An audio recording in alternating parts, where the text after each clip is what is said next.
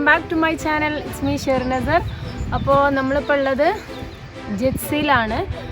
ഇന്നലെ നമ്മൾ വരുന്ന വഴിക്ക് കുറേ കാര്യങ്ങൾ കാണാനൊക്കെ ഉണ്ടായിരുന്നു, പക്ഷെ ഒന്നും നമുക്ക് കാണാൻ പറ്റില്ല. ഇന്നലത്തെ ക്ലൈമറ്റ് ശരിയല്ലാത്തതുകൊണ്ട് ഇവിടുത്തെ ബോട്ടിംഗ് ഒന്നും ചെയ്യാൻ പറ്റിയിട്ടില്ല. അപ്പോൾ ഇന്ന് നമ്മൾ ഇവിടെ ജെറ്റ്സിയിൽ ബോട്ടിംഗ് ഉണ്ട്, അതുപോലെ ഒരു വാട്ടർ മില്ലുണ്ട്, പിന്നെ ഒരു വാട്ടർഫോൾസ് ഉണ്ട്. അപ്പോൾ വാട്ടർഫോൾസ് നമ്മൾ കുറേ കണ്ടിട്ടുണ്ട്, അപ്പോൾ അതുകൊണ്ട് തന്നെ ഇന്ന് ചിലപ്പോഴേ വാട്ടർഫോൾസ് കാണുന്നുള്ളൂ. പിന്നെ നമ്മൾ പോകുന്ന വഴിക്ക് ഒരു സ്ഥലത്ത് ലഞ്ചിന് നിർത്തണം. അപ്പോൾ ആ സമയത്ത് അതിൻ്റെ അടുത്ത് തന്നെ ഒരു പഴയ കാസലുണ്ട്, അപ്പോൾ അത് കാണണം. അത് കഴിഞ്ഞിട്ട് നമ്മളിന്ന് സെർജാവോലാണ് നമ്മൾ സ്റ്റേ ചെയ്യുന്നത്. നമ്മൾ ഫസ്റ്റ് നിന്നിട്ടുണ്ടായിരുന്ന നമ്മൾ ആ ഒരു അപ്പാർട്ട്മെൻറ്റിൽ തന്നെ. സെർജാവോയിൽ നമ്മൾ സിറ്റിയിലും കാണാനുള്ള കുറച്ചും കൂടി കാര്യങ്ങളൊക്കെ ഉണ്ട്, അതൊക്കെ കണ്ടിട്ട് നാളെ വൈകുന്നേരമാണ് നമ്മുടെ ഫ്ലൈറ്റ്. അപ്പോൾ ഇന്നലെ നമ്മൾ സ്റ്റേ ചെയ്തിട്ടുണ്ടായിരുന്ന ഈ ആപ്പിൾ തോട്ടത്തിൻ്റെ ഉള്ളിലുള്ള ഈ ഒരു ഹോം സ്റ്റേയിലാണ്. നല്ല അടിപൊളി എക്സ്പീരിയൻസ് ആയിരുന്നു കേട്ടോ.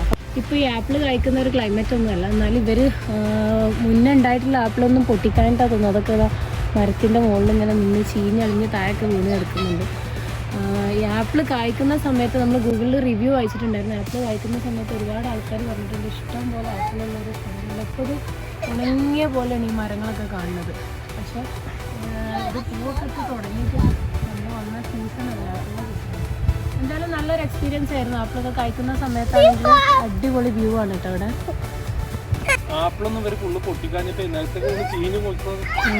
ശരി,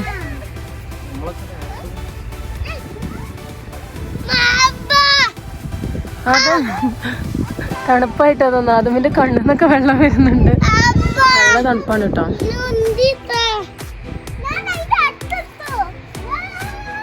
അസാ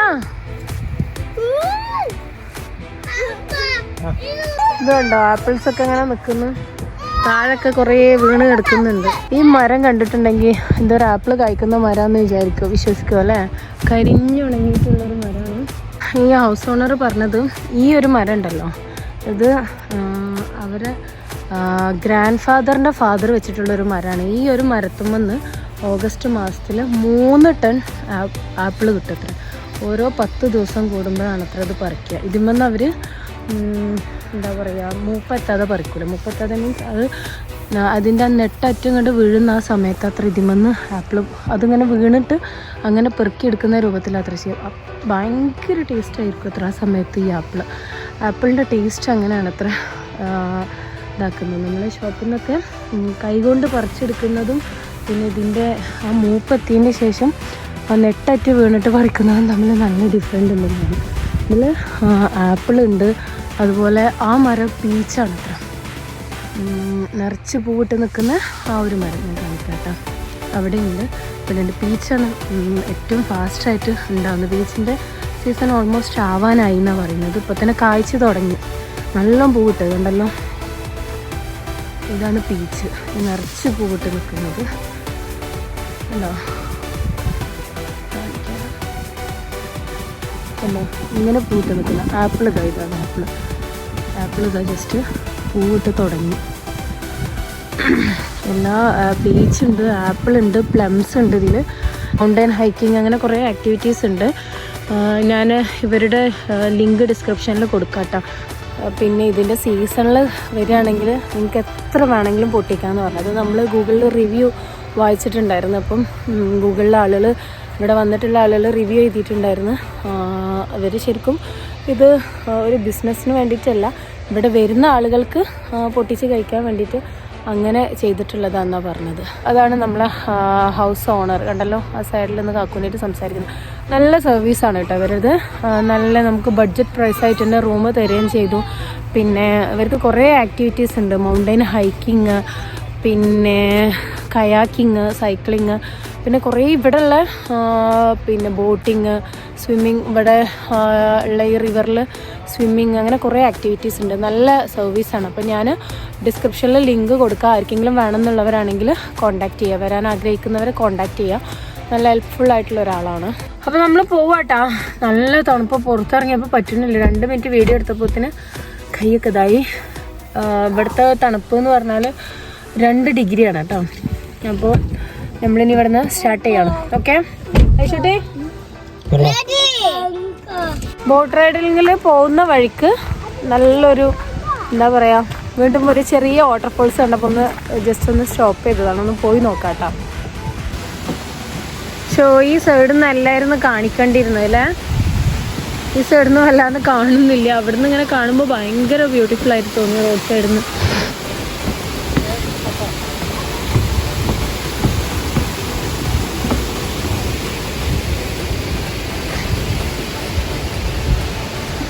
താറാവുകളൊക്കെ സ്വിം ചെയ്യുന്നുണ്ട്. ഇവിടെ എല്ലായിടത്തും നല്ല താറാവുകളുണ്ടല്ലേ.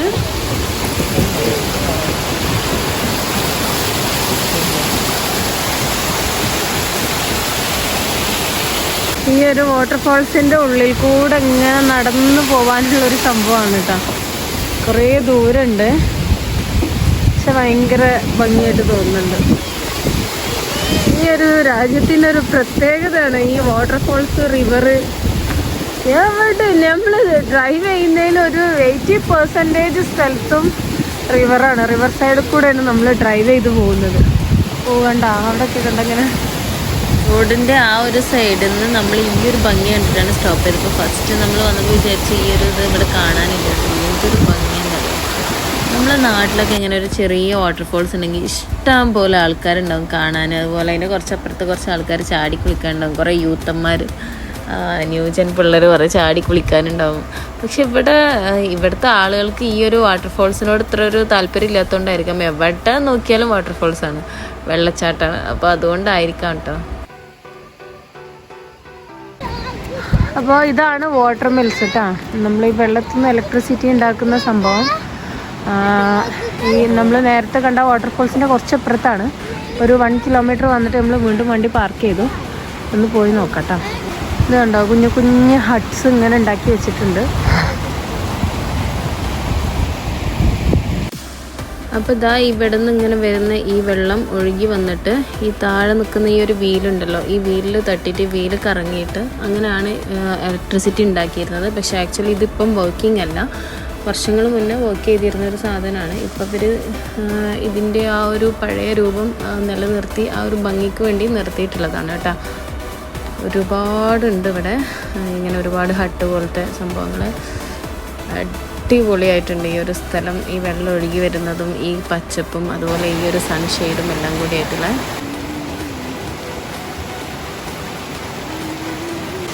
റൊട്ടേറ്റ് ചെയ്യുമ്പോഴാണ് ഇലക്ട്രിസിറ്റി, അതിൻ്റെ മേലെ ഒരു മോട്ടർ ഉണ്ടാവും. അപ്പോൾ മോട്ടർ കറങ്ങും. റൊട്ടേറ്റ് ചെയ്യുമ്പോഴാണ് ഇലക്ട്രിസിറ്റി. അപ്പോൾ ഇന്നലെ വന്ന ബോട്ട് റൈഡിങ്ങിൽ വീണ്ടും വന്നതാണ്. ഇന്നും ബോട്ട് റൈഡിങ് ഇല്ല, ക്ലൈമറ്റിനനുസരിച്ചാണ്. അപ്പോൾ ഇന്ന് നേരത്തെ നല്ല വെയിലുണ്ട്, പക്ഷേങ്കിലും ഇന്ന് മഴ ഉണ്ടാവാൻ ചാൻസ് ഉള്ള ദിവസം ആയതിനെ കൊണ്ട് ഇല്ലാന്നാണ് പറഞ്ഞത്. പിന്നെ ഇവിടെ വിൻ്ററിലാണ് നല്ലോണം പിന്നെ ടൂറിസ്റ്റുകളൊക്കെ വരുന്നത്. അപ്പോൾ അതുകൊണ്ട് ഈ സമയത്ത് ഇവരെന്താ വെച്ച് കഴിഞ്ഞാൽ ഇപ്പോഴത്തെ സീസൺ അല്ലല്ലോ. അപ്പോൾ ഈ സമയത്ത് ഇവർ ആ ഒരു എന്താ പറയുക ക്ലൈമറ്റൊക്കെ നോക്കി വെതറൊക്കെ നോക്കി അതിനനുസരിച്ചാണ് ഇത്ര ബോട്ടിംഗ് ഉണ്ട്. അപ്പോൾ ഇന്നും ബോട്ടിങ് പാടിയിട്ടാ. എന്തായാലും ബോട്ട് റൈഡ് നമ്മൾ അവസാനിപ്പിക്കുകയാണ്. അപ്പോൾ ഇനി നമ്മൾ സർജാവോക്ക് തിരിച്ചു പോവുകയാണ്. ഇന്ന് നമ്മൾ സ്റ്റേ ചെയ്യുന്നത് സർജാവോയിലാണ്. പോകുന്ന വഴിക്ക് ട്രാൻവിക് എന്ന് പറഞ്ഞൊരു സ്ഥലത്ത് നമ്മളൊരു ഓൾഡ് കാസിൽ കാണാനുണ്ട്. അത് കാണുകയും ചെയ്യാം. പിന്നെ അവിടുന്ന് നമുക്ക് ലഞ്ചൊക്കെ കഴിക്കാം. അപ്പോൾ ഏകദേശം ഇവിടുന്ന് ഒരു 70 കിലോമീറ്റർ ഉണ്ട്. ഒരു 1.5 മണിക്കൂർ ഡ്രൈവ് ഉണ്ട്. അപ്പോൾ എന്തായാലും ട്രാൻവിക്കിൽ എത്തിയിട്ടുള്ള ഓൾഡ് കാസിലിൻ്റെ വിശേഷങ്ങളൊക്കെ അതിൻ്റെ ഹിസ്റ്ററിയൊക്കെ അവിടെ എത്തിയിട്ട് പറയാം. ഓക്കെ, നമുക്ക് ദൂരെ മഞ്ഞു മലകളൊക്കെ ഇഷ്ടംപോലെ കാണുന്നുണ്ട്.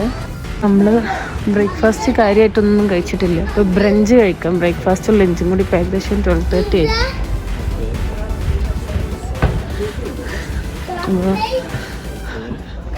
അപ്പോൾ ട്രാൻവിക്കിലുള്ള ഒരു റെസ്റ്റോറൻറ്റിൽ നിന്നാണ് കേട്ടോ നമ്മൾ ഫുഡ് കഴിക്കാൻ വേണ്ടിയിട്ട് ഇറങ്ങിയിട്ടുള്ളത്. ഇതിൻ്റെ അടുത്ത് തന്നെയാണ് കാസിൽ. അപ്പോൾ ആദ്യം ഫുഡ് കഴിക്കാം. ഹാരി അപ്പോൾ ഹാരി റെസ്റ്റോറൻറ്റിൽ നിന്ന്. അപ്പോൾ കാക്കൊരു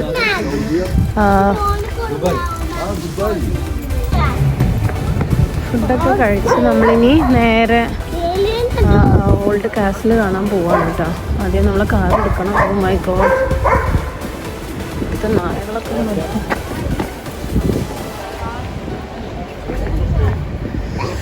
ഇവിടെ കുറേ നല്ല ഡ്രസ്സിൻ്റെ ഷോപ്സൊക്കെ ഉണ്ട്, പക്ഷെ നമ്മൾ ഒന്നും വാങ്ങിക്കണില്ല.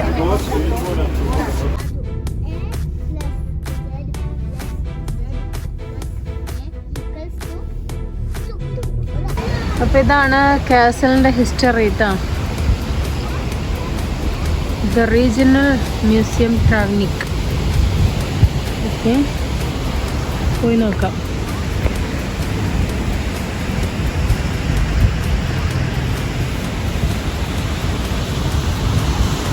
ഇവിടുന്ന് ഇങ്ങനെ താഴൊക്കെ ആയിട്ടൊരു വാട്ടർഫോൾസ് ഉണ്ട്.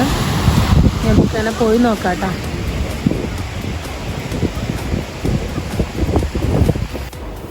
അടിപൊളിയായിട്ടുണ്ട്. ഈ മലനോടും അതുപോലെ തന്നെ വെള്ളച്ചാട്ടത്തിനോടൊക്കെ ചേർന്ന് നിൽക്കുന്ന ഈ ഒരു കാസിൽ. അപ്പോൾ എന്തായാലും നമുക്ക് അകത്ത് പോയി നോക്കാം. ഇതാണ് ഇതിൻ്റെ ഒരു എൻട്രൻസ്. ഇവിടെ എൻട്രൻസ് ഫീ ഉണ്ട്. 4 മാർക്കാണ് ഒരാൾക്ക്. കിഡ്സിന് ഫ്രീ ആണ്. ഇത് ഭംഗിയാന്നൊരു കയറി ചെല്ലുമ്പോഴത്തേന് തന്നെ പച്ചപ്പ് നിറഞ്ഞൊരു മലപ്രദേശത്തിൻ്റെ സൈഡിലായിട്ടാണ് ഈ ഒരു കാസിൽ നിൽക്കുന്നത് കേട്ടോ. ഓട്ടോമൻ തുർക്കികൾ ഈ ഒരു പ്രദേശത്ത് ഭരിച്ചിരുന്ന കാലത്ത് ഉണ്ടാക്കിയിട്ടുള്ള ഒരു കോട്ടയാണിത്. 14-ാം നൂറ്റാണ്ടിൻ്റെ 2ാം പകുതിയിലാണോ അതോ 15-ാം നൂറ്റാണ്ടിൻ്റെ ആദ്യ പകുതിയിലാണോ ഇത് ഉണ്ടാക്കിയെന്ന് ഇവർക്ക് തന്നെ വലിയൊരു ഐഡിയ ഇല്ല. അന്നത്തെ കാലത്ത് ബോസ്നിയ ഭരിച്ചിരുന്ന ഗ്രിഗോറിയോ രണ്ടാമൻ സ്റ്റീഫൻ ഓസ്റ്റോവ എന്ന രാജാവാണ് ഭരിച്ചിരുന്നത്. അദ്ദേഹം അവരൊരു ക്രിസ്ത്യൻ രാജാക്കന്മാരായിരുന്നു. അന്നുണ്ടാക്കിയിട്ടുള്ള ഒരു കോട്ടയാണിത്. ഈ ഒരു ട്രാവനിക് എന്ന് പറഞ്ഞ സ്ഥലം ഒന്നാം ലോക യുദ്ധത്തിൻ്റെ സമയത്ത് ഇവിടെ ഈ ഓസ്ട്രോ ഹംഗേറിയൻ സൈന്യത്തിൻ്റെ അവരവരുടെ ആയുധങ്ങളൊക്കെ ശേഖരിച്ചിരുന്നത് ഈ ഒരു ട്രാവനിക് എന്ന് പറഞ്ഞ സ്ഥലത്താണ്. അപ്പം ഇവരുടെ ഒരു പ്രത്യേകത എന്ന് പറഞ്ഞാൽ നമ്മളെ നാട്ടിലൊക്കെ ഈ കാസിൽ ഉണ്ടാക്കി കഴിഞ്ഞാൽ അന്നത്തെ അതേ രൂപത്തിൽ അതങ്ങനെ പിന്നെ പൊട്ടിപ്പൊളിഞ്ഞാലൊന്നും അത് വീണ്ടും അത് ശരിയാക്കിയെടുക്കുക അങ്ങനെയൊന്നുമില്ല. ഇവർ അന്നത്തെ അതേ രൂപത്തിൽ ഇതിനെ വീണ്ടും പുതുക്കി പണിത് റെഡിയാക്കിക്കൊണ്ടേയിരിക്കും എന്തെങ്കിലും ഒരു വിള്ളലോ പൊട്ടലോ ഒക്കെ സംഭവിച്ചാൽ. അപ്പോൾ ഈ റൗണ്ട് ഷേപ്പിൽ കാണുന്നത്, റൈറ്റ് സൈഡിൽ കാണുന്നത് അവരന്ന് എന്താ പറയുക അവരുടെ ആയുധങ്ങളൊക്കെ ശേഖരിച്ചിരുന്ന ഒരു സ്ഥലമാണ്. എന്തായാലും നമുക്ക് ഇതിനകത്തേക്കൊന്ന് കയറി നോക്കാം.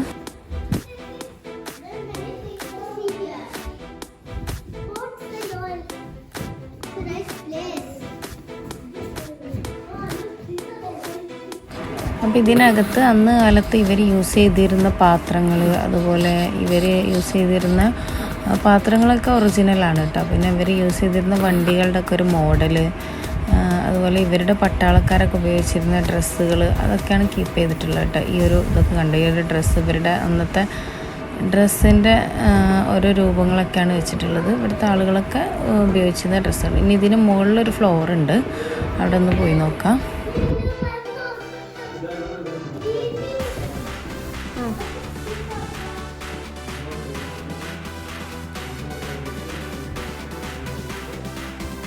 ഇത് ബോസ്നിയ മാപ്പാണ്. ബോസ്നിയൻ്റെ എല്ലാ സ്ഥലങ്ങളും അവിടെ ഇങ്ങനെ ഒരു പർവ്വതങ്ങളൊക്കെ ആ ഒരു രൂപത്തിൽ ഓഷ്യൻ അങ്ങനെയൊക്കെ ആയിട്ട് അവർ സെറ്റ് ചെയ്തിട്ട് ഇങ്ങനെ വെച്ചിട്ടുള്ളതാണ്.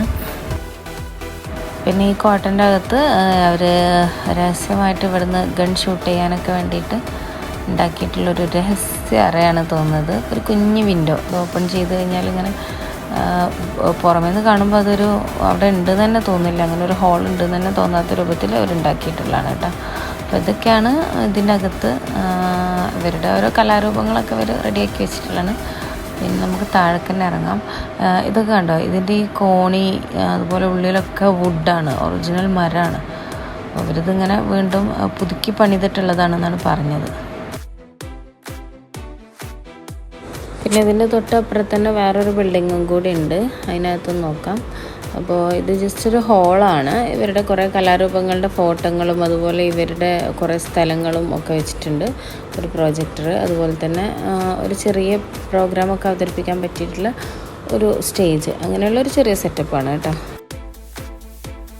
അപ്പോൾ ഇനി നമ്മൾ ഇതിൻ്റെ മുകളിലേക്ക് വീണ്ടും ഇങ്ങനെ കുറേ സ്റ്റെപ്പുകൾ കാണുന്നുണ്ട്. കയറി ഒന്ന് പോയി നോക്കുകയാണ്.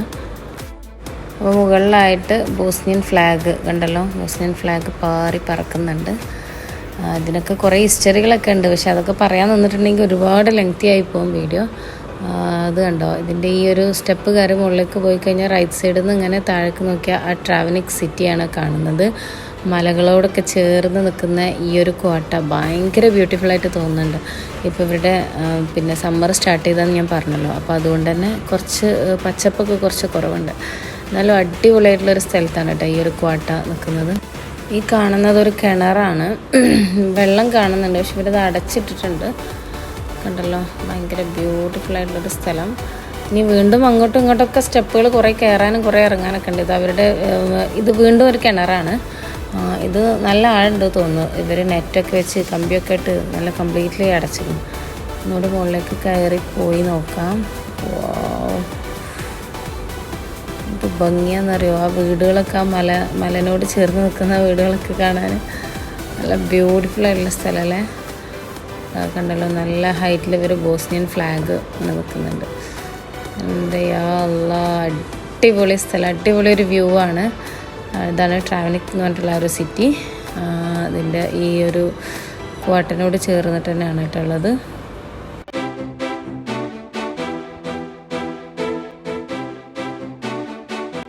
ഇത് പിന്നെ അന്ന് കാലത്ത് യുദ്ധത്തിന് ഉപയോഗിച്ചിട്ടുള്ള ഈ പീരങ്കികളൊക്കെ അതിൻ്റെയൊക്കെ ഒരു മോഡൽ അവരിവിടെ ഉണ്ടാക്കിയിട്ടുള്ളതാണ്. ഇതൊക്കെ നമ്മൾ ഇന്ത്യയിലും കുറേ കണ്ടിട്ടുണ്ട്, പലയിടത്തും ഞാൻ പോയപ്പോൾ കണ്ടിട്ടുണ്ട്. എന്ത് ഭംഗിയാണെന്നറിയോ വെള്ളം ഒഴുകി വരുന്നത് കാണാൻ. അപ്പോൾ ഇതൊക്കെയാണ് നമ്മുടെ ഈ ഒരു ട്രാവനിക് എന്ന് പറഞ്ഞിട്ടുള്ള ഈ ഒരു കോട്ടൻ്റെ വിശേഷങ്ങൾ.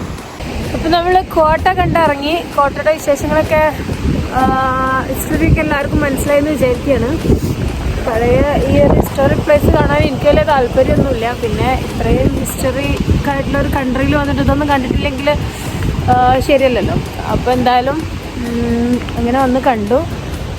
ഹിസ്റ്ററിയൊക്കെ കേട്ടപ്പോൾ ഭയങ്കര ഇതായി തോന്നി. അപ്പോൾ ഇനി നേരെ സർജാവോൽക്കാണ് പോകുന്നത്. ഏകദേശം ഒരു 2 hour ഡ്രൈവ് ഉണ്ട്.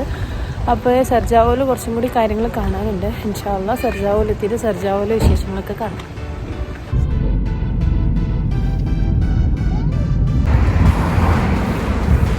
നമ്മൾ റോഡ് സൈഡിൽ സ്റ്റോപ്പാക്കി കേട്ടോ, കുറച്ച് ഫ്രൂട്ട്സ് വാങ്ങാൻ വേണ്ടിയിട്ട്. സ്ട്രോബെറി ഒന്നും നമ്മളിവിടെ ഇപ്പോൾ സീസൺ അല്ലാത്തതുകൊണ്ട് കാണുന്നുണ്ടായിരുന്നില്ല. പക്ഷെ ഇവരെ ഇറ്റാലിയൻ സ്ട്രോബെറി എന്ന് പറഞ്ഞാൽ ഇറ്റലിയിൽ നിന്ന് വരുന്നതാണെന്ന് പറഞ്ഞു. അപ്പോൾ നമ്മൾ കുറച്ച് സ്ട്രോബെറി വാങ്ങി. പിന്നെ ആപ്പിൾ ഇവിടെ ഇഷ്ടം പോലെ ഉണ്ട്. ഇപ്പോൾ സീസൺ അല്ലെങ്കിലും ആപ്പിൾ ഉണ്ട്, പക്ഷെ ആപ്പിൾ വേണ്ട, നമ്മളെടുത്തുണ്ട്.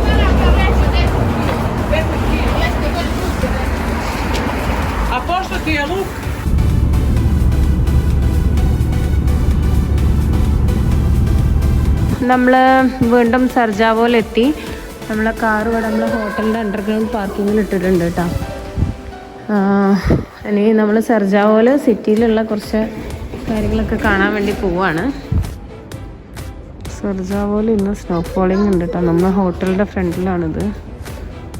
അപ്പോൾ നമ്മളിനി പോകുന്നത് museum of crime against humanity എന്ന് പറഞ്ഞിട്ടുള്ളൊരു മ്യൂസിയം കാണാനാണ്. വളരെ ചരിത്രപ്രധാനമായിട്ടുള്ളൊരു മ്യൂസിയമാണ് ഈ മ്യൂസിയം. അപ്പോൾ അതിൻ്റെ ഹിസ്റ്ററിയൊക്കെ ഞാൻ പറയാം കേട്ടോ. അതായതാണ് മ്യൂസിയം. നമ്മളെ നാട്ടിലൊരു മ്യൂസിയം എന്നൊക്കെ പറയുമ്പോൾ വേറൊരു കൺസെപ്റ്റല്ലേ നമുക്കുള്ളത്. ജസ്റ്റ് ഡോർ ഓപ്പൺ ചെയ്യാം.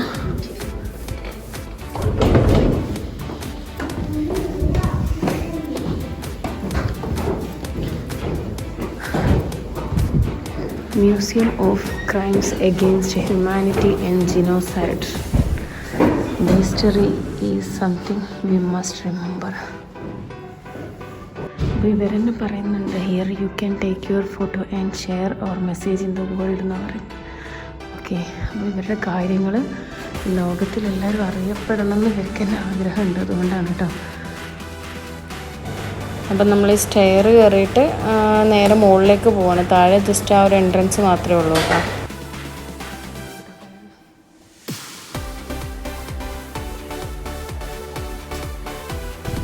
ഇവിടെ ചെറിയൊരു എൻട്രൻസ് ഫീ ഉണ്ട്. 2ാം ലോക മഹായുദ്ധത്തിന് ശേഷം യൂറോപ്പ് കണ്ടിട്ടുള്ള ഏറ്റവും ഭീകരമായിട്ടുള്ളൊരു വംശഹത്യയാണ് ബോസ്നിയയിൽ നടന്നിട്ടുണ്ടായിരുന്നത്. ലോക ചരിത്രത്തിൽ തന്നെ ഉണങ്ങാത്തൊരു മുറിവാണ് സെർബുകൾ അന്ന് ബോസ്നിയയിൽ നടത്തിയിട്ടുള്ള ഈ ഒരു വംശഹത്യ എന്ന് പറഞ്ഞിട്ടുണ്ടെങ്കിൽ. ഇതിൻ്റെ ഈ ഒരു ഹിസ്റ്ററി കാണുമ്പോൾ, ഇതിനെക്കുറിച്ച് വായിക്കുമ്പോഴൊക്കെ സത്യം പറഞ്ഞാൽ കണ്ണിൽ കൂടെ ഇങ്ങനെ വെള്ളം വരുന്നുണ്ട് ഓരോരോ ചരിത്രങ്ങളൊക്കെ കാണുമ്പോൾ. ബലാത്സംഗത്തിന് ഇരയായിട്ടുള്ള സ്ത്രീകളെ പകുതി ജീവനോടെ കുഴിച്ചു മൂടുക, കോൺസെൻട്രേഷൻ ക്യാമ്പിൽ ഭക്ഷണം നൽകാതെ കഷ്ടപ്പെടുത്തുക, അതുപോലെ ചിലരെ കൈ പിന്നിലേക്ക് കെട്ടിവെച്ചിട്ട് വെടിവെച്ച് കൊല്ലുക. നമ്മൾ ചില മൂവീസിലൊക്കെയാണ് അങ്ങനെ കണ്ടിട്ടുള്ളത് അല്ലേ. അതുപോലെ തന്നെ ചെറിയ കുട്ടികളെ പോലും ലൈംഗിക പീഡനത്തിന് ഇരയാക്കുക.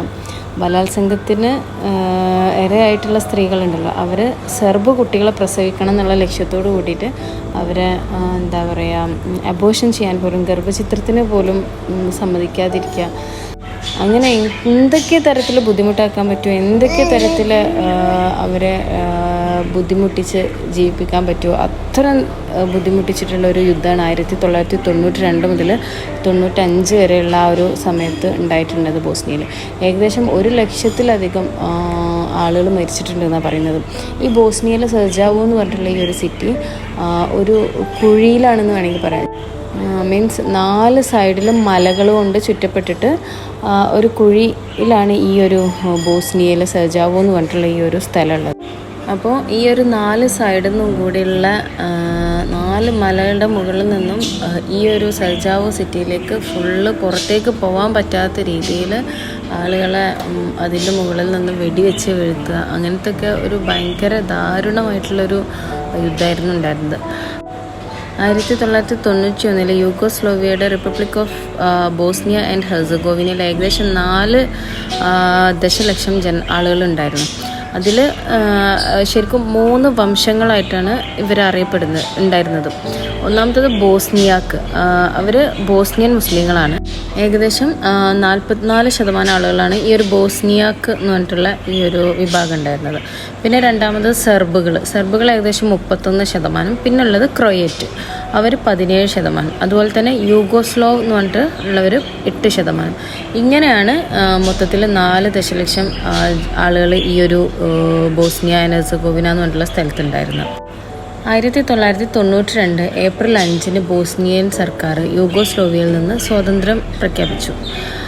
ബോസ്നിയക്ക് ഭൂരിപക്ഷമുള്ള ഒരു സ്വതന്ത്ര ബോസ്നിയൻ രാഷ്ട്രം സൃഷ്ടിക്കുന്നതിന് വേണ്ടിയിട്ട് ബോസ്നിയൻ സെർബുകൾ അത് എതിർത്തു. അവരെ കൊതിപ്പിക്കുന്നത് പ്രദേശം സുരക്ഷിതമാക്കുക, അതുപോലെ ബോസ്നിയയിലുള്ള അതിൻ്റെ മുസ്ലിം വംശജരെ മൊത്തമായിട്ട് നശിപ്പിക്കുക, അവരൊക്കെ ഒഴിവാക്കി ശുദ്ധീകരിക്കുക. ഇതിനൊക്കെ വേണ്ടിയിട്ട് അവരൊരു സൈന്യം ഒരു ക്യാമ്പയിൻ അവർ സ്റ്റാർട്ട് ചെയ്തു. അതിൻ്റെ പേരാണ് വംശീയ ഉന്മൂലനം എന്നറിയപ്പെടുന്ന രീതിയിൽ ഒരു ക്യാമ്പയിൻ അവർ സ്റ്റാർട്ട് ചെയ്തു. അപ്പം ഈ ഒരു ക്യാമ്പയിൻ എന്ന് പറയുന്നത് അവരുടെ നിയന്ത്രണത്തിലുള്ള പ്രദേശങ്ങളെല്ലാം ബോസ്നിയാക്കിനെയും ക്രൊയേഷ്യൻ സിവിലിയന്മാരെയും സെർബുകളെയൊക്കെ ഒഴിവാക്കുക, അതാണ് അവരുടെ ആ ഒരു ഉദ്ദേശം. അങ്ങനെയാണ് 1992 മുതൽ 95 വരെ നീണ്ടു നിന്ന ആഭ്യന്തര യുദ്ധം സ്റ്റാർട്ട് ചെയ്യുന്നത്. അതിൽ ഏകദേശം 100,000-ലധികം ആളുകൾ മരണപ്പെടുകയാണ് ചെയ്തത്. അവരിൽ 80% ബോസ്നിയാക്കന്മാരായിരുന്നു. ബോസ്നിയാക്കന്മാരെന്ന് പറഞ്ഞിട്ടുണ്ടെങ്കിൽ നമ്മൾ ആദ്യം പറഞ്ഞ മുസ്ലിംസാണ്. 1995 ജൂലൈയിൽ ബോസ്നിയയിലുള്ള സെർബ് സൈന്യം സെബ്രിനിക്ക എന്ന് പറഞ്ഞിട്ടുള്ള ആ ഒരു സിറ്റിയിൽ നിന്ന് ഏകദേശം 8,000-ഓളം ബോസ്നിയാക്ക് പുരുഷന്മാരെയും ആൺകുട്ടികളെയും അവർ കൊന്നൊടുക്കി. ഹോളോകോസ്റ്റിന് ശേഷം യൂറോപ്പിൽ നടന്നിട്ടുള്ള ഏറ്റവും വലിയൊരു കൂട്ടക്കൊലയാണ് ഈ ഒരു 1995 മുതൽ 95 ജൂലൈയിൽ നടന്നിട്ടുള്ളത്. നാറ്റോ ബോംബിംഗ് ക്യാമ്പയിൻ ബോസ്നിയൻ സെർബുകളെ ചർച്ചാ മേശയിൽ നിർബന്ധിതരാക്കിയതിന് ശേഷമാണ് ഈ ഒരു യുദ്ധം അവർ അവസാനിപ്പിച്ചത്.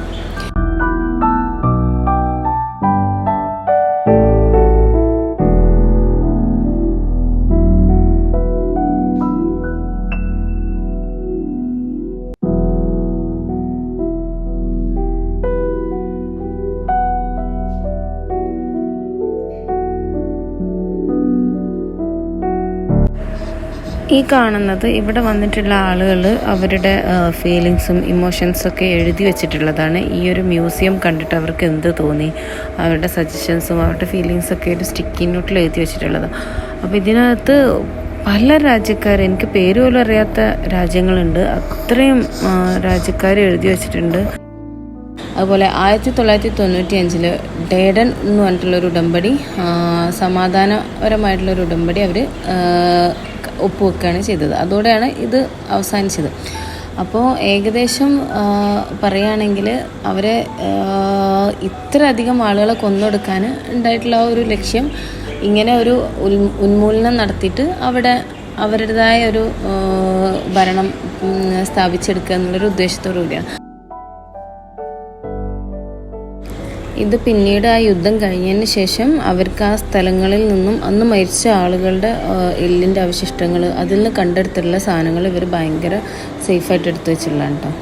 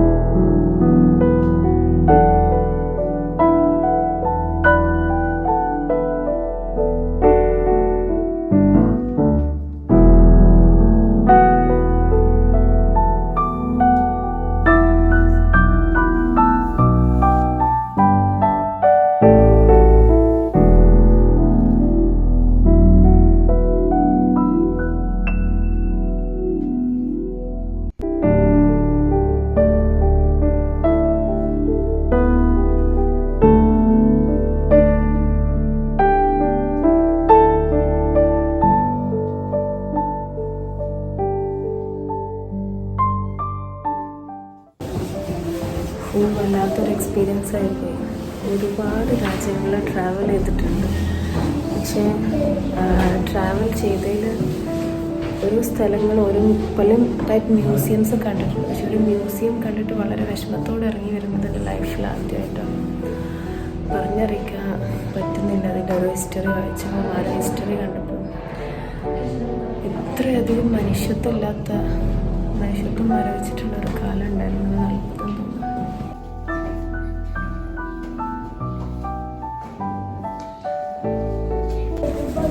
ഒരുപാട് ആളുകൾ കണ്ണൊക്കെ നിറഞ്ഞിട്ടാണ് അതിൻ്റെ ഉള്ളിൽ നിന്ന് ഇറങ്ങിപ്പോകുന്നത്. കണ്ണ് നിറയാതെ നമുക്ക് അതിൻ്റെ ഉള്ളിൽ നിന്ന് ഇറങ്ങി പോകാൻ പറ്റില്ല.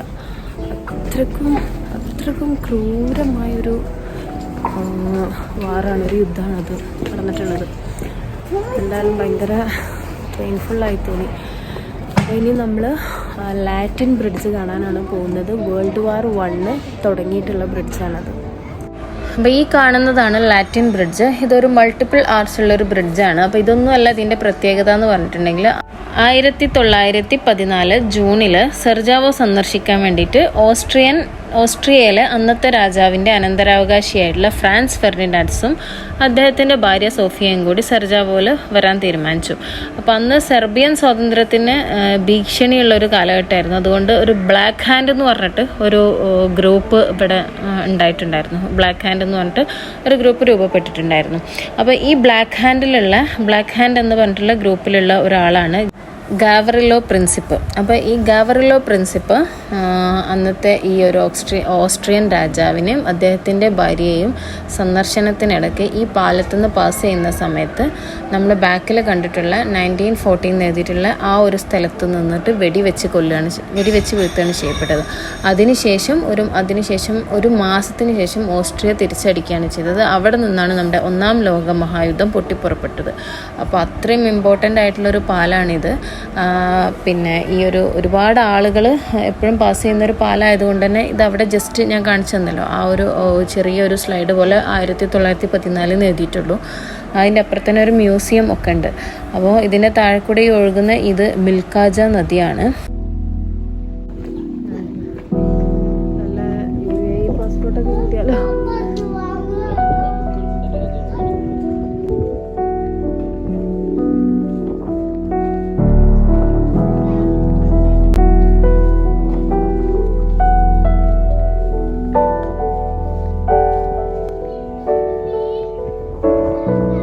ഇന്നത്തെ യാത്ര ഇവിടെ അവസാനിക്കുകയാണ്.